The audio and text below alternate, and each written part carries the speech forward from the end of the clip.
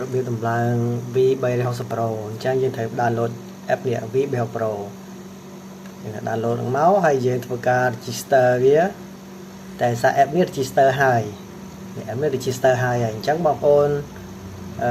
បើកមកវាអត់ទាន់ចេញអាហ្នឹងទេអញ្ចឹងបងប្អូន download ពាក្យនេះ V360 Pro V360 Pro ចុចលើអាហ្នឹងមកតាមបាត់ធ្វើការ register នេះចេញមកអញ្ចឹងយើងចុច agree មកហើយយើងទាញវាមកនេះអញ្ចឹងមក open ចាក់ក្របគេនេះមកនេះ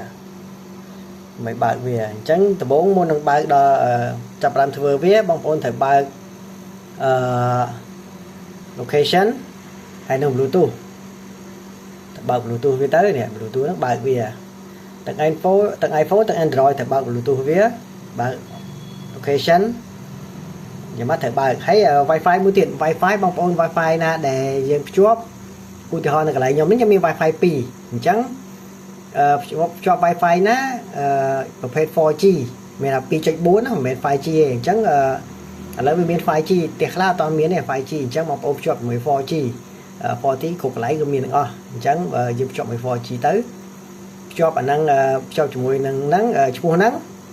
ហើយកាមេរ៉ាក៏ទៅឈ្មោះនឹងដែរដើម្បីភ្ជាប់ដំបូងណាដល់ពេលហើយយើងកាន់ទូរស័ព្ទទៅដល់ណាក៏យើងអាចមើលឃើញដែរអញ្ចឹងជាដំបូងដើម្បីភ្ជាប់វាឲ្យស្គាល់បងប្អូនត្រូវភ្ជាប់ទូរស័ព្ទហ្នឹងជាមួយនឹង Wi-Fi សិនឲ្យស្គាល់គ្នា Wi-Fi តែយើងបងប្អូនទៅស្គាល់ឈ្មោះ Wi-Fi ហ្នឹងដែរអូខេចូលមកយើងធ្វើការ register នេះស្រាប់ថ្មីបងប្អូន register មកយ៉ាចុច register នេះមកហើយកន្លែងនេះអាលើគេនេះ country នេះយើងយកកម្ពុជាមកយើងទាញអក្សរ C មក A B C បាទ C កម្ពុជាមក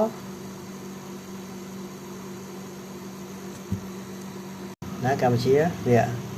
855នេះកម្ពុជាយ៉ាមើលក្រៅឃើញទៅពេលមើលនេះកម្ពុជាលេខកូដ855អញ្ចឹងចុចលើហ្នឹងមកជាប់កម្ពុជាហើយ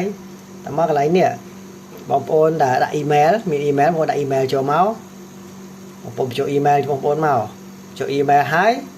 តែមកទៀតបងប្អូនចុចនេះដាក់ email ណានេះខ្ញុំសាកដាក់ email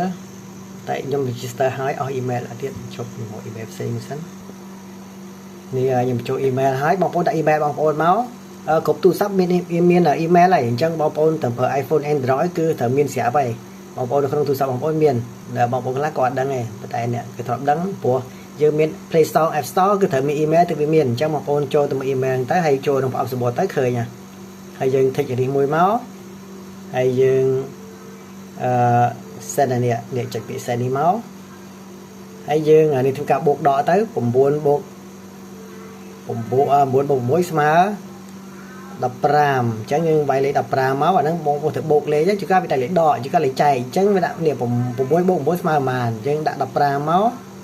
ហើយចុច confirm អញ្ចឹងបងប្អូនចូលទៅក្នុង email បងប្អូនហ្នឹងទៅបងប្អូនវាយលេខឥឡូវនេះវាផ្ញើ email ទៅអញ្ចឹងបងប្អូនវាយហ្នឹងមក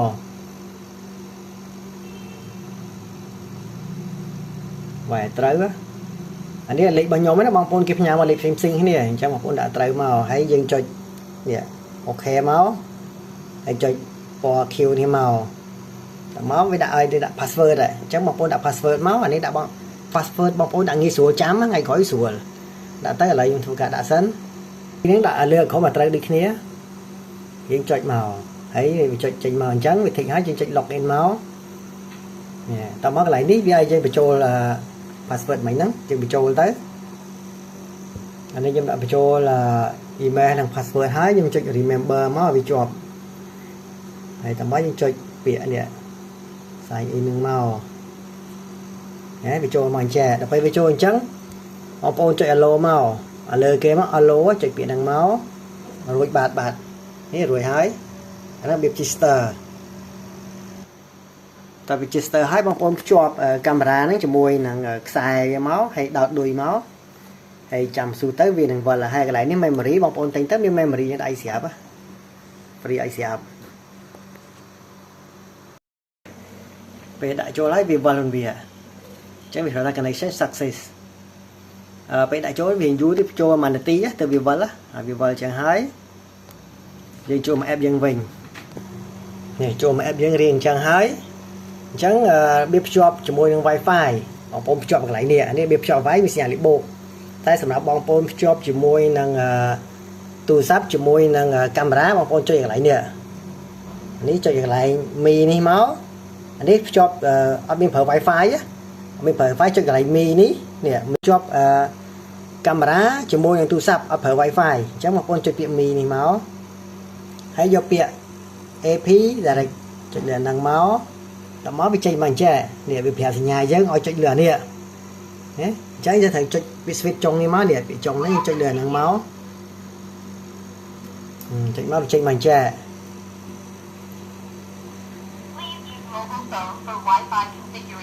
ចឹងយើងចាំវាមកស្ទុះវាដើរសិនមកណែវាចេញមកហើយអញ្ចឹងបងពេញយកពាក្យនេះ HAP ចាំមកវានេះណែ connected វាជាប់ហើយអញ្ចឹងយើងថយក្រោយវិញមកហើយក្រោយមកយើងចុចពាក្យនេះវា alert message មួយមកអញ្ចឹងចុចលើហ្នឹងមួយមកនេះ alert message នេះវាចុចលើហ្នឹងអញ្ចឹងបងប្អូនយកពាក្យ yes មកអានេះចុចក៏បានមិនបាច់ចុចក៏បានអញ្ចឹងយកពាក្យ yes មកយកពាក្យ yes យកពាក្យ no គឺអត់ឃើញទេពាក្យ yes ដល់មករួចរាល់យើងចុចពាក្យ Q នេះមកនេះ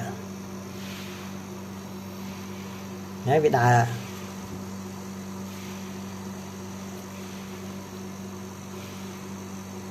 ចេញចាំស៊ូវាចេញមកឡើយនេះវាចេញមកហើយនេះឥឡូវយើងចុចលើនឹងមួយមកហើយវាចេញនេះវាប្រាប់យើងទៅធ្វើអីអញ្ចឹងចុចលើនឹងមកបាទនេះវាប្រាប់យើងអាហ្នឹងស្អីអញ្ចឹងណាវា AI image វាមាន AI ឥឡូវអានេះចុចខ្វែងវាមកតមកនេះសេរីបានហ្នឹងបងណាសេរីបានអានេះដោយសារកាមេរ៉ាយើងដាក់អញ្ចឹងវាត្រូវដាំក្បាលហើយហ្នឹងមានកន្លែង setting នេះ setting ហ្នឹងមានច្រើនឥឡូវយើងភ្ជាប់នេះណាកាមេរ៉ាជាមួយទូរស័ព្ទអត់មាន Wi-Fi ទេឥឡូវខ្ញុំភ្ជាប់ជាមួយ Wi-Fi បងប្អូនមើលវិញអានេះវីដេអូរបៀបភ្ជាប់កាមេរ៉ាជាមួយទូរស័ព្ទដៃជាមួយនឹង Wi-Fi ចឹងវាថាយើងឆ្លងខេត្តក៏មើលបានឆ្លងប្រទេសក៏មើលបានអញ្ចឹងបងប្អូនចុចសញ្ញាលេខបូកនេះឲ្យមានសញ្ញាលេខបូកហ្នឹងចុចមកមិនថា iPhone Android ចុចលេខបូកហ្នឹងមកចុចមកវាចេញចែអញ្ចឹងដូចជំនាញមុនចឹងត្រូវបើកកាហ្វេត្រូវបើក location ហើយនឹង Bluetooth តមកទៀតយើងចុចពាក្យនេះ add តាមរយៈ add VA ជាមួយនឹង hotspot មានថាបន្ថែមជាមួយនឹង hotspot ចុចលើនឹងមួយមកតមកវាចេញចែអញ្ចឹងបងប្អូនចុចលើពាក្យនេះមកវាចេញមកចាអញ្ចឹងយកពាក្យនេះមកចុចលើនឹងមកតមកកន្លែងនេះបងប្អូនត្រូវដាក់ password Wi-Fi បងប្អូនហ្នឹងបញ្ជាក់ម្ដងទៀត Wi-Fi ដែលយើងប្រើហ្នឹងជាមួយនឹង Wi-Fi ទូរស័ព្ទហ្នឹងឲ្យឈ្មោះដូចគ្នាអញ្ចឹងយើងដាក់បញ្ចូលលេខទូរស័ព្ទសំទោដាក់ password Wi-Fi មកកន្លែងនេះដាក់ password នេះមក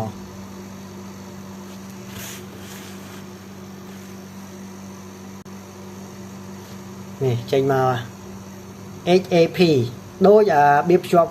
ជាមួយនឹងទូរស័ព្ទដៃមួយដំបូងដូចគ្នាតែយើងអត់ប្រើ Wi-Fi អានេះប្រើ Wi-Fi អញ្ចឹងចុចលើអាហ្នឹងមកនេះវាភ្ជាប់ឡើយហើយចាំមើលនេះភ្ជាប់មិនស៊ូវាលេខ message មួយមកចាំមើល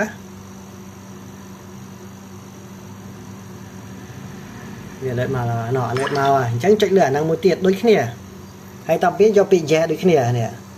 យកពាក្យ yes មកតមកទៀតអានេះវាតតែវាភ្ជាប់ទៅវាចេញអា message មកអញ្ចឹងយើង back មួយមកហើយតមកយើងចុចលើនេះដូចគ្នាហើយត្រូវចាំវាណោះអញ្ចឹងវាថាជួបភ្ជាប់ហើយអញ្ចឹងយើង connect មកបញ្ជាក់បន្តិចពេលយើងភ្ជាប់ធ្វើម៉េចឲ្យទូរស័ព្ទ ទូរស័ព្ទយើងភ្ជាប់នឹងជាមួយនឹង Wi-Fi ឈ្មោះហ្នឹងហើយកាមេរ៉ាក៏ឈ្មោះ Wi-Fi ដូចគ្នាបើខុសគ្នាអត់ភ្ជាប់ទេណានេះភ្ជាប់លឿនណាស់ឃើញទេតមកទៀតកន្លែងនេះបងប្អូនឯងក៏បានដែរហើយយើងអាចដូរបានទេកន្លែងនេះយើងដាក់ឥឡូវយើងដាក់ deport នេះចោះតែឯងក៏បានដែរនេះចាំដូរតាមក្រោយតមកយើងឲ្យទៅសិនណាយើងយកពាក្យ finish នេះមកនេះចេញមកនេះ deport អញ្ចឹងចុចលើនឹងមកនេះវាប្រាប់យើងទៀតណាយើងចុចលើនឹងមកនេះមាន AI អញ្ចឹងរួចរាល់ហ៎បងប្អូនរួចរាល់ហើយណាដែលអាចសេរីដល់លើចុចក្រោមបានណាហើយនេះកន្លែង setting នេះមើល device សញ្ញា setting ណាចុចលើនឹងមួយមកនេះកន្លែង setting ឥឡូវខ្ញុំបញ្ចូល setting មួយអានេះ alarm នៅពេលដែល alarm notification មានថាវាផ្ដល់សញ្ញាយើងនៅពេលដែលមានអីចងឆ្លងកាត់ឬក៏ប៉ះនឹងវា message ឲ្យយើងនៅតាមទូរស័ព្ទដៃបើករណីបងប្អូនឆ្លងខែឆ្លងប្រទេសអីនេះ active វាមកឥឡូវ active ហ្នឹងហ៎មានថា motion detect motion អញ្ចឹងមានអីឆ្លងកាត់វានឹងប្រាប់ឲ្យយើងហើយបើបងប្អូនបិទអាហ្នឹងបិទអាខៀវនេះវាថាបងប្អូនអត់ដឹងទេទូរស័ព្ទបងប្អូនវា alert មកប្រាប់ទេបើយើងបើកទៅវាប្រាប់មកយើងហើយ detect setting AI double track វា tracking number ចាសុំនេះទៀត mobile tracking នេះមុខសញ្ញានេះ mobile tracking ហ្នឹងបងប្អូនបើកទៅមានថាមានស្អីឆ្លងកាត់វារេតាមយើងនេះឃើញបងប្អូនមួយចំនួនក៏សួរមិនសើមិញបងមួយមិនសើមិញក៏សួរថាវារេតាមអត់នេះបើកអាហ្នឹងមកនេះអញ្ចឹងមកថាមានស្អីឆ្លងកាត់វានឹងបើកតាមវារេតាមយើងណាអាកន្លែងហ្នឹងបើកចឹងរេតាមបិទអញ្ចេះអត់រេតាមទេហើយ memory នេះ memory ហ្នឹងបងប្អូនទិញទៅខ្ញុំដាក់ memory ឲ្យស្រាប់ហើយបងប្អូនអាចដោះដូរបានករណីថាវាដាក់ទៅវាថ្ងៃណាមួយវាអត់ស្គាល់អីបងប្អូនចុចលើវាទៅបើវាអត់ឃើញ SD វានេះ no ឲ្យតែខ្ញុំអត់ដាក់អញ្ចឹងបើវាមាន memory វាដាក់ memory ហើយអាហ្នឹងតែប៉ុណ្្នឹងទេហើយ memory យើងអាច format វាក្នុងហ្នឹងបានយើងអាចលុបឲ្យបានតែនេះយកបានដាក់ memory ទេចេះយើងថយក្រោយវិញយកបានដាក់ memory ទេនេះអត់បានដាក់ memory ទេវាអត់មានទេឃើញណា so no card នេះ no card អត់មាន memory ទេអញ្ចឹងមកក្រោយវិញនេះ Wi-Fi អានេះ lighting ហ្នឹងនេះវា night version យប់ឡើងក៏អាចមើលឃើញដែរណាអាហ្នឹងហើយអានេះ full color នេះអាទី2 full color night version មានថាបងប្អូនពេលយប់ទៅចុចទៅវាបើកភ្លើងដូចពូម៉ែអញ្ចឹងអាហ្នឹងហើយបើលើនេះ night version អាហ្នឹងបងប្អូនយប់ឡើងតេស្តមើលទៅចុចព្រាមទៅតេស្តមើលហ្មងអត់អីអាហ្នឹងបងអាចចុចបានអត់អីអត់ខូចអាហ្នឹងហើយ time zone ហ្នឹងអីយ៉ា sorry time zone ចុចលើ time zone មកនេះវាចេញមកម៉ោងយើងស្រាប់នេះម៉ោងនៅកម្ពុជាយើងអញ្ចឹងត្រូវបងផ្ដាម៉ោងនេះ UTC វាចេញមកបើអត់ត្រូវទេបងប្អូនចុចលើនឹងសេរីក៏បានដែរតែវាចេញមកត្រូវស្វ័យវត្តហ្នឹងអត់ខុសទេមានថ្ងៃមានខែគឺម៉ោងត្រឹមត្រូវតាមម៉ោងយើងហ្មងណា11:36មើលម៉ោងយើងណា11:37ខុសនាទីព្រោះវានាទីដល់ហើយណាឃើញព្រោះនេះម៉ោងវាតាមអ៊ីនធឺណិតវាភ្ជាប់ជាមួយហ្មងហើយបើបងប្អូនអត់ដឹងទេបើថាវាដើរខុសបងប្អូនចុចនេះ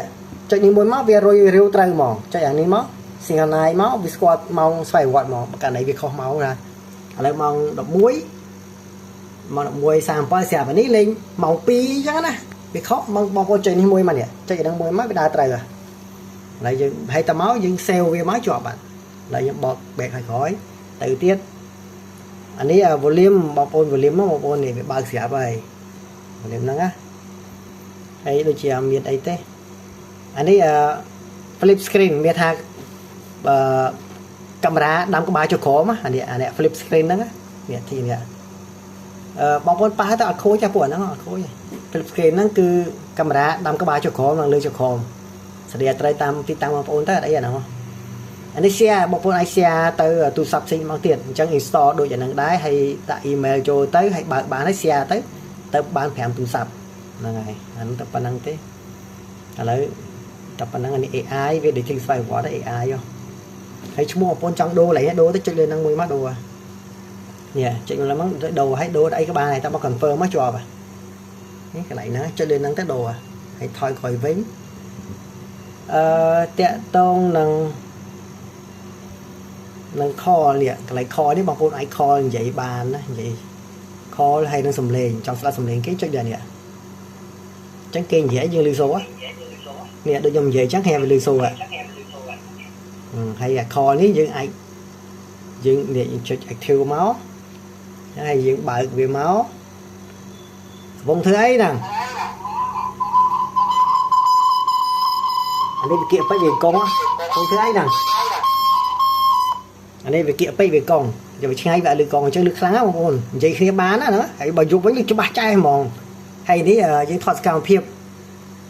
cam phim video này thoát chỉ lạc hay là pe là những đã memory hay ông ôn ai trong 10 ngày nào mỗi sao ngày